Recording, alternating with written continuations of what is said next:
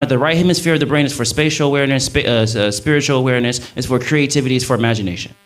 And you have to use both of them. So don't get it confused. Don't just be like a right brain fanatic. It's not going to work. You need both of them. You have to stimulate both of them. It's important. And right here, we pull it up right here. You know, we live in a digital age. It's as quick as talk to the AI. Pull it up. Left hemisphere is primarily responsible for language, speech, grammar, vocabulary, logic, and analytical thinking. Concrete proof comes from studies of split brain patients and the discovery of specialized areas like the Broca's area, speech production. The right hemisphere is more dominant for spatial awareness, nonverbal cues, facial recognition, and emotional processing, supported by similar split brain research and studies of patients with hemisphere-specific injuries. Proof is in the pudding. You are literally a superhero. Now, what's not on the slide that I have to highlight is if everybody goes and studies somebody named Dolores Cannon, what you're going to find out is thousands upon thousands upon thousands of patients, when put to the synamnestic level of the subconsciousness, which is the deepest level of the subconsciousness, have instantaneous healing just from their mind. Literally, an old lady would come in there not being able to walk because the cartilage in her knees is messed up, come out with the cartilage repaired, doctor's note for proof, and now she's walking. And everybody's saying, Dolores, you just did a miracle. And Dolores said, no, I didn't. I just brought them back to their own mind.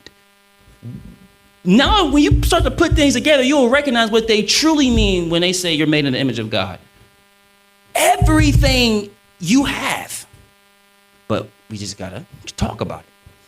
And I'm not expecting anybody to get all of it immediately right now, but the seed is important. You know what they say, faith of a mustard seed. The seed is important. The smallest seed can become the biggest tree. And it's important to look at the brain from a functional perspective. That's how you're able to see the truth. Right here, because I went through a debate to prove this, and it was like, your analogy is correct. In a functional sense, learned behaviors like constantly suppressing right hemisphere functions, aka example, spatial reasoning, emotional context, spirituality, can functionally reduce the traffic or efficiency of information transfer across the corpus callosum. Meaning how they get you to be stupid and not be able to move mountains with your mind, literally, is by not telling you the knowledge. And you gotta think, these people, the elders told me focus on the next 7 generations. These people think they focus on this. So if we stop telling these people the information for 7 generations, they're gonna forget. That's simple. Ain't that simple? Stop telling them.